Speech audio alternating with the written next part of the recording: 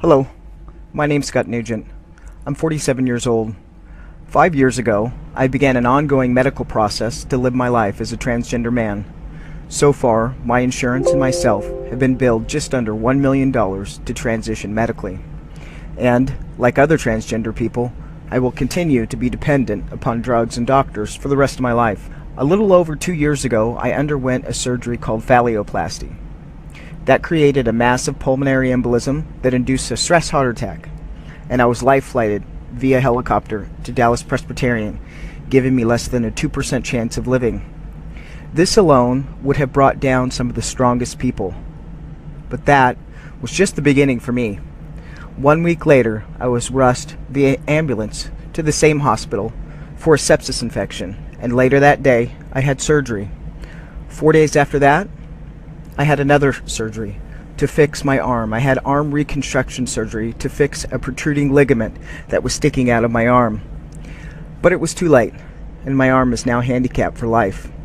For 18 months after the surgery, I was in and out of the hospital with bacteria infections that continued to turn to sepsis. I endured 14 rounds of antibiotics and 3 weeks of daily IV antibiotics that did not get rid of the infection in its entirety. I lost my wife, my house, my car, my job. I was unable to care for my children.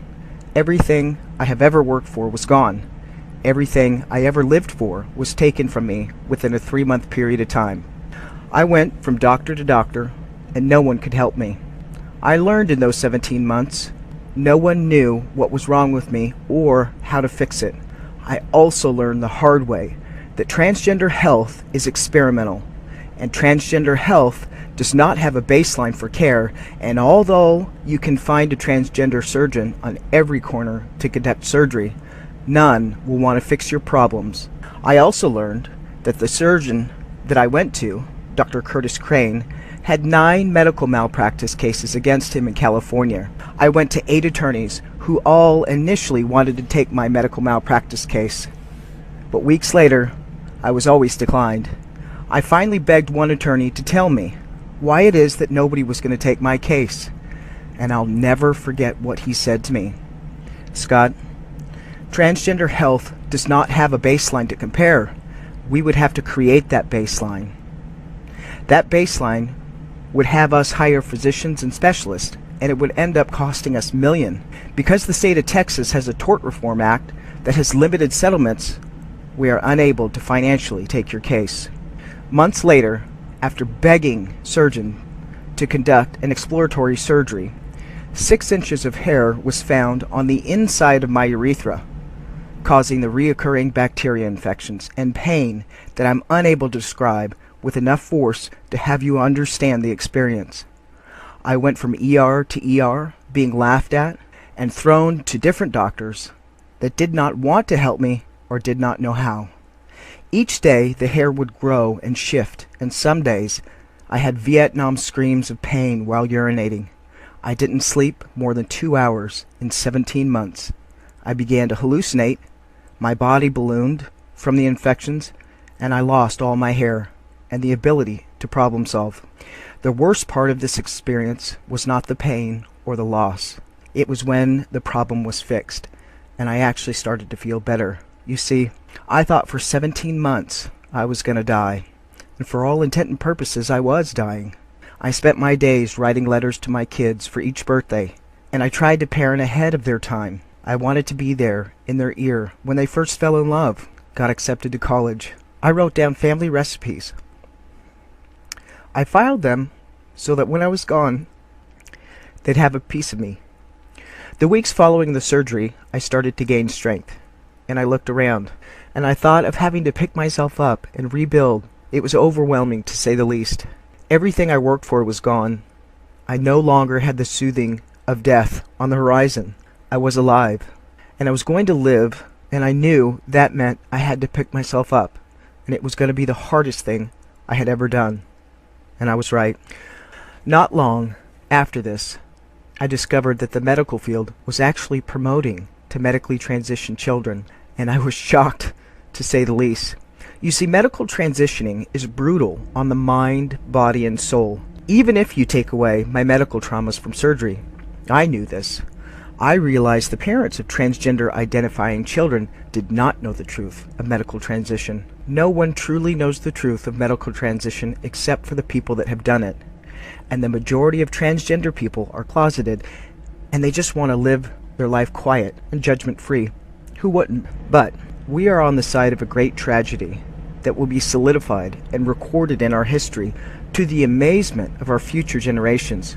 We have two choices, but only one outcome. If we choose incorrectly, devastation. If we choose correctly, understanding that the human spirit can be allowed to grow more loving and more accepting. I began this video with the horror story of Dr. Curtis Crane, but the surgery is just the tip.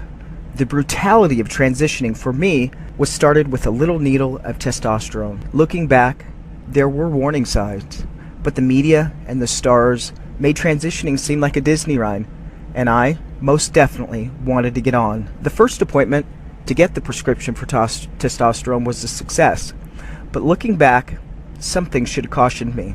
It was this conversation that is cemented in my brain. The medical professional said to me, and I quote, "Well, let's see. We can try you on 0.05 mLs of testosterone. I need you to follow up in 2 weeks. No one really knows the exact dose needed, and too much can cause problems, and too little, well, it doesn't work, but we'll figure it out." Medical transitioning is experimental, and I'm not a mother fighting for a daughter to resist medical transitioning. I am a transgender man telling you this. Someone who has experienced it firsthand. Medical transitioning is experimental. Let's take a closer look at the company your physicians and psychiatrists are pushing on your teens and preteen kiddos. The company that is behind this hormone suppressor is Lupron. Lupron in 2001 was deemed a criminal enterprise by the US government. And hold on just a second, you gotta wait for this one. So why were they considered a criminal enterprise in 2001? Marketing fraud, false advertising, and bribery. Lupron was fined $875 million in 2001. Bear in mind, this company was deemed a criminal enterprise following its settlement with the US government for $875 million in 2001. Although I provided evidence raising the issue of health concerns and the risks of Lupron to the Boston US Attorney's Office at the time of the lawsuit, Lupron's adverse health effects were not addressed within these proceedings. The documentation in the latter link contain discussions of, amongst others, irregularities concerning reporting cardiac effect, and it would be a full decade and many cardiac deaths later that the black box warning was required for increased risk of cardiac event. Here are some of the more shocking reports about Lupron and medical transitioning. Over a 5-year period of time, between May 2011 and May of 2016, a study was conducted on Lupron. 7,240 individual patient cases were reported, representing 19,605 total adverse events, converted into a 2.7 events per person on Lupron, including 151 total deaths. Blocker study increased behavioral problems by the Tavistock and Portman in UK. No statistically significant difference in social functioning in blockers versus support. Reports were that girls did greater harm to themselves, girls exhibited more behavioral and emotional problems,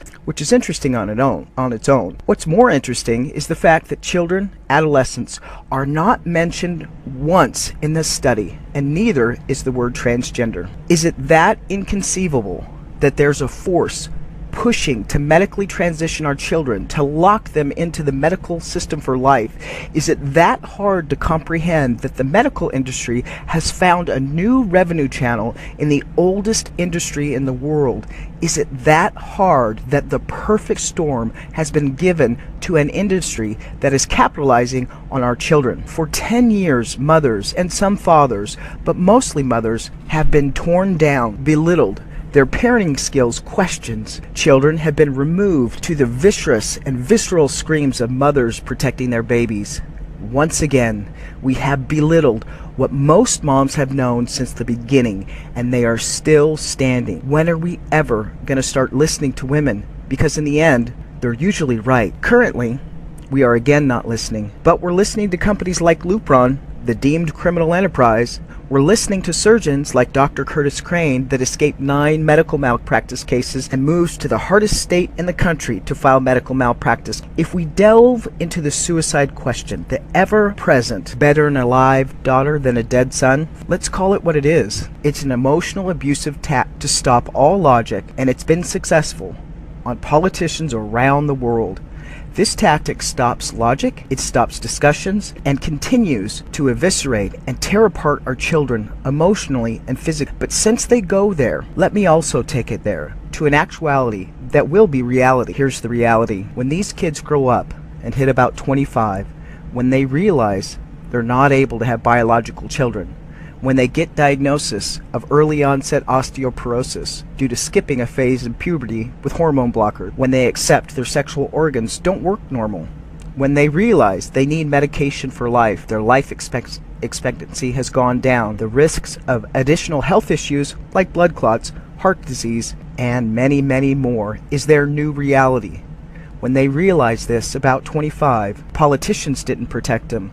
This is when we will see a true suicide epidemic. In South Dakota, Fred Deutsch brought a bill forward, one I didn't completely agree with several years ago.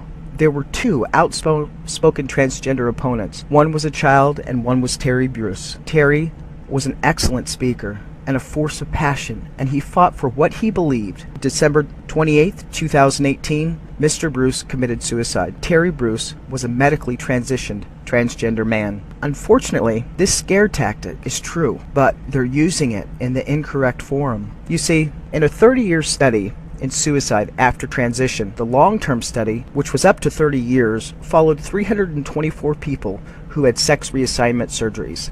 The study revealed that beginning about 10 years after the surgery, the transgendered people began to experience increased mental difficulties. The overwhelming mortality of sex reassignment surgeries were higher during follow-ups than after transition. So, why do I care? It's a good question, because I have fully transitioned medically. But I also have 3 kids at the age they are doing this to kids. If the truth be told, if I had not transitioned, I would have been one of the first parents knocking on the doors of surgeons like Dr. Curtis Crane. And that, quite frankly, scares the shit out of me. There's been a 4,000% increase of transgender identifying kids. 4,000. Gender treatment has increased from 97 in 2009 to 2,510 between the years of 2017 and 2008, and over 4,000% increase in 10 years. Shockingly, their suicide mortality rose almost 20-fold above the comparable non-gendered population. Transitioning a body is psychological war. When I began testosterone, the way I process ideals changed. The belief that I had about men and women not being that different were shattered. My need to talk about every little feeling stopped. My fuse became extended, and reaction time was stretched. Things that I was okay with, I was no longer okay with. People in my life didn't understand it, and it was like entering a new family and getting rid of old friends to find new ones. The reality was, everyone was the same. It was me that was changing. This was difficult for me to figure out at 41. I can't imagine a child trying to navigate this. I would go so far as to say it's cruel to ask any child to go through this. Puberty for human beings is the biggest emotional trial of our lives. Puberty is when the rush of sex hormones is released, and not only are our bodies changing, but our minds as well. This is an emotional experience for everyone. Since the beginning of time, we have had this banter between men and women, some claiming substantial difference, and some saying the difference is not that significant. What I can tell you from experience is that the estrogen hormone and the testosterone hormone are vastly different, and you can take one soul that is gender-free and inject a hormone and you get one person, but if you take that same soul and you inject estrogen, you get an entirely different person. It's a wild experience, and indeed not one for a child. Who you are before you transition is not quite who you are after. The social norms seem minimal without having transition, but after are remarkably different. Your mind is flooded with questions. What you were conditioned for from the moment that you were born is different between males and females. The reaction doesn't matter how much of a tomboy your daughter is or how feminine your son is. The conditioning has been embedded. The silent tape that will be going through your child's mind is going to be constant with things like, did I do that right? Was that feminine enough? Was that masculine enough? Did they know I was trans? How was my voice? Not only will your child have to deal with being different, transgender, he, she, will have to deal with the massive amounts of cross hormones. They will have to deal with their body fighting to maintain the birth hormone. A war will erupt inside your child, and they'll be confused, and they'll even feel guilty. Because whether they tell you or not, they'll question whether or not it was the right decision. They will play these guilty tapes of watching their parents cry and fight to get this transition started, because that's what they think is the right thing to do, because that's what the medical field is telling them to do. We do not have the data on what happens to a body when we change sex hormones. We are essentially creating two new genders, biological females with testosterone-driven bodies and biological males with estrogen-driven bodies. Not enough people and not enough time have gone by for scientists to conduct studies and what the ramifications are of transition. We have become a society that is so afraid to speak out against marginalized people. We have overcorrected the problem of accepting to now accepting too much without justification. And I'm sorry to have to tell you parents this, and this is hard for me to tell you, but I'm trying to shake you up to see reality. You thought you had to be careful with your child before? Well, get ready. The fight you thought you were going to have is significantly gotten bigger. The level of care your children are going to get in transgender health today, it is, as I keep saying, the wild, wild west, and your children are the Indians that are being slaughtered. I'm sorry to also have to tell you this, but if you are straight, if you fit into this society, this is going to hit you right in the gut. So prepare yourself. If your child is transgender, the level of care and concern you will get from the medical field and society is going to shock. The level of hate, the level of, let me put it to you this way, your worth and the worth of your child in the eyes of society goes from a 10 to about a 3. Experimenting on trans kids will and is looked over, because the fact is we live in an intolerant society and your child is now considered less than. And if that pisses you off, good. I wanted it to. Your child in the eyes of society is not as important as they once were.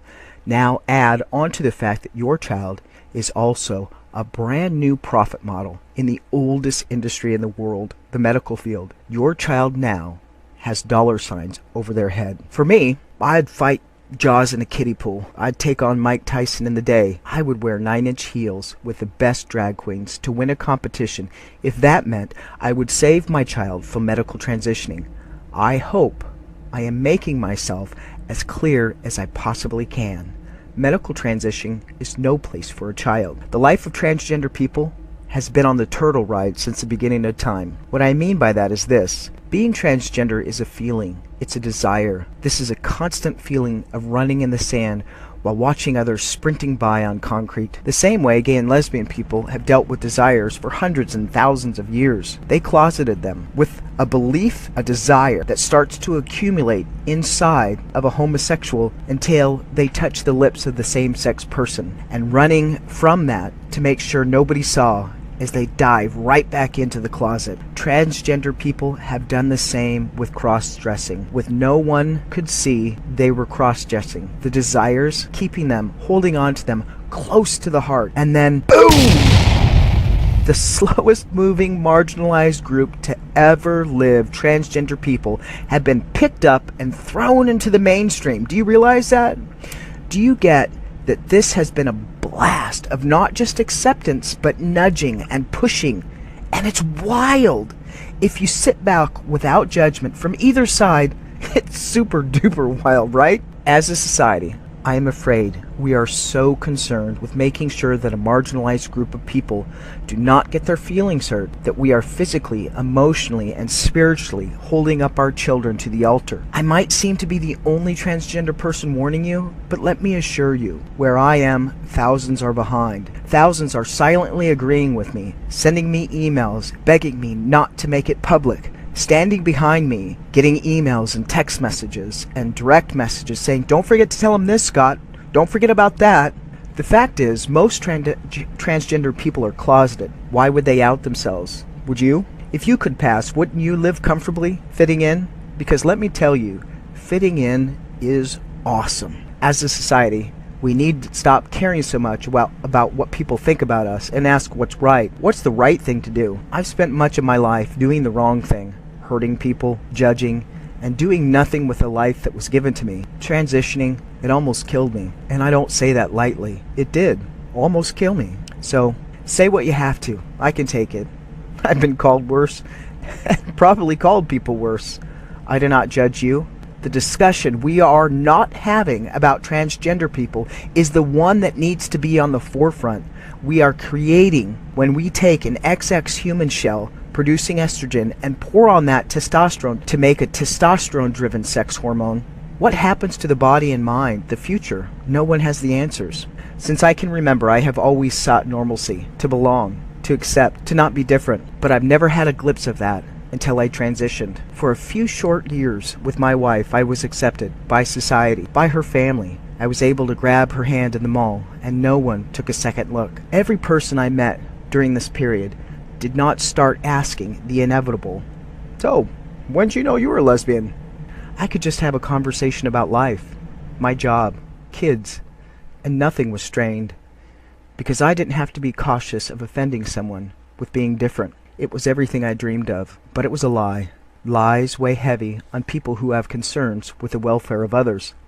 Lying and not being affected is for the few, and I wasn't one of them. I understand my stance is not common, publicly, privately, among other transgender, a lot more common. But standing up for this is hard. I have lost my community. I don't belong to the lesbian community any longer. The doors have been shut. It appears I'm in a community of one, but that's not true. I am a community of the majority of transgender people. I'm just the dumbass that popped my head up first. This silent community must be enough because we are allowing the medical industry to do to our children something that is very wrong. I don't blame the kids. I don't blame the parents. I don't blame the religious community. I don't blame the school systems. I don't blame the psychologists. I don't blame Uncle Earl or Cousin It. I blame other transgender people for not having the balls to stand up and explain to people that transition is brutal on the mind, body, and soul. Transitioning is a good option for some adults that can contemplate the rewards and the consequences of transitioning as an adult. Silence because it feels better is not an excuse that I will afford myself to justify sitting silent. Transgender people need to come forward and document the process, and they can't be afraid of going against their community. We need another community. A community where realities are embraced and fairness is a requirement. A community where your ticket can't be revoked because your opinion varies from another. A place where we can respect the medical industry but hold it accountable to be a good example of showing the good and bad of transitioning. A community that outs the pharmaceutical companies for the undertable financial justifications for creating an epidemic that will fill our society with a negative impact and the real reality of a true suicide epidemic. This community, this new community, must take the hands of other communities and throw the differences away until our children are safe, because right now they're not. If I could transfer my knowledge and experience of the medical transitioning and what it's like, this craziness would stop tomorrow. But I can't. We all must come together, all communities. I'd be lying if I said I wasn't scared. I'd be lying if I thought some days it would be better to be living a lie of fitting in. And I'd be lying if I didn't say sometimes I want to throw away this fight. But I can't. And if it's just me against the pharmaceutical companies, the hospital wings that are being erected at children's hospitals all over the world, and the cruel emails that I get every day, then so be it. I am scared. And I hope more transgender people join me. But regardless, this is the fight I won't stop. Medical transitioning is no place for a child. I want to close with a letter that I responded to a concerned parent. I think maybe it can help sum up the situation. Luna, I have 3 kids. I almost got lazy and decided not to write this, but I felt I needed to. Something that has always worked with me with my kids is explaining to them the process of how a human brain develops, logic and consequence. The human brain does not extend to see around corners until they're 25. Until then, from the ages of 0 to 25, each day expands learning adapting, and understanding what happens when choices are made. Each day, the choices we make have bigger and more significant consequences. One afternoon, when my kids were about 9, they were running after a beautiful family baby. The baby was curious and was getting into everything it could find. On this afternoon, the baby was determined to jump into a huge pool that was tempting to all surrounding it. I can still hear my daughter's voice. "Come here, baby. Just your feet. You can't jump in." Her twin, my son, was concerned, but more so with trying to find his pretend sword to annihilate the bushes with such forceful hacks that he would dismember his pretend opponents and impress the lingering adults watching. I watched them for hours, as a lot of the other adults did. They were impressed with my kids and the care they had for this baby. Later in the week at dinner, I asked them why they were so concerned about the baby, and all they told me was pretty much the same thing. "We didn't want the baby to drown." I questioned, "Why would you be worried? You guys know not to go in the water if you can't swim. Why worry about the baby?" I can see their little faces looking at me like I was crazy as hell. Up until that moment, I believed my children thought I was moderately intelligent. They both looked at each other, and then down at the floor, and then up, and then to my wife, and said, as they were leaning forward, looking at me confused, 'Cause the baby couldn't swim, Dad." I shook my head and said, "But the baby should know he can't swim, right?" I was starting to concern my children that I had finally lost it, and they started reasoning with me on how Rhett didn't understand that because he was a baby, reminding me of when I taught them how to swim. Of course, my son told me that he could swim faster than me now. Little did my son know his brain hadn't developed enough for him to understand. I always made sure I beat him, but just by a little bit. Realistic grounding, I call it. My kids explained for 20 minutes all the reasons why the baby didn't know how to swim. The explanation was they were watching him so closely because they didn't want them to drown. They were so concerned with the consequences that they didn't want anything to happen to him. The next hour or so we discussed the human brain and how it develops and how interesting it was that each year in childhood perspective change and corners that were not there start to appear the following years. We call it seeing around corners in my family. In that hour I took the opportunity to align and explain that I'm not smarter, I'm just old. I asked them to remember this night as we navigate through their childhood. Me saying no is not because I want to or I'm against it. I've always told my kids I want them to have as much fun as humanly possible in childhood. I want to say yes to everything. In fact, I call myself yes man. I love saying yes. Can I spend the night at Sarah's? Yes. Can I dye my pink hair? Well, of course. Can I eat sugar on pickles? You betcha. Can I finish this game first? Yep. No problem. Can I nail Jell-O to the wall? Well, sure you can. I want to help with that one. Can I? Yes. Can I? Yes. Can I? Yes. I explain I was for them and always would be a forever yes parent. And the cheerleader dancing like a total idiot, telling everyone that's listening, those are my kids. Sorry, all the amazing was taken when these guys were made. Writing this reminds me of a day with my dad. I was 26 and I just won my first business sales award, and I was required to give a speech. My dad was 52 the year before he died. I picked him up in my brand new Nissan I just bought all on my own. The award ceremony was indoors. But when I walked up to the podium, my mind was racing. I wanted to find my dad because I was, well, scared and nervous. I knew if I could see him, I'd be okay. I saw him, but I couldn't see his eyes. You see, my dad was 6'4", a huge, hairy, manly Irish Scotchman. He played professional baseball. When he got tired of that, he picked up his first dirt bike, and within a year, he was #1 in the professional circuit. He was a man's man, but he loved his kids. I couldn't see his eyes because he was wearing sunglasses in the hotel. When I started my speech, I saw the first of many tears fall from his glasses. I tell that story to my kids so they understand that I'm on their side.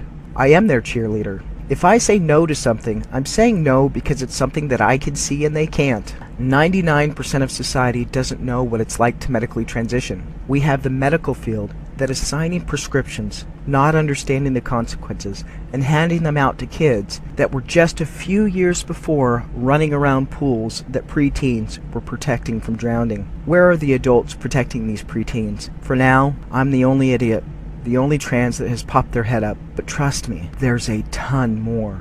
I have medically transitioned, and some benefit from it. But this decision is for adults about their own lives. No one else should be allowed to make this decision. Please promise me that you'll pass this letter to your husband, and thank you for writing me. I hope it helped. Please promise me you will, and Merry Christmas. Pretend for a moment that I'm your father on this. Medical transitioning children, the yes man, says no. Sincerely, Scott. If you have a transgender child, pick them up and hold them. Cry with them, love them, listen to them, align them, let them wear whatever clothes they want, buy them whatever toys they want to play with.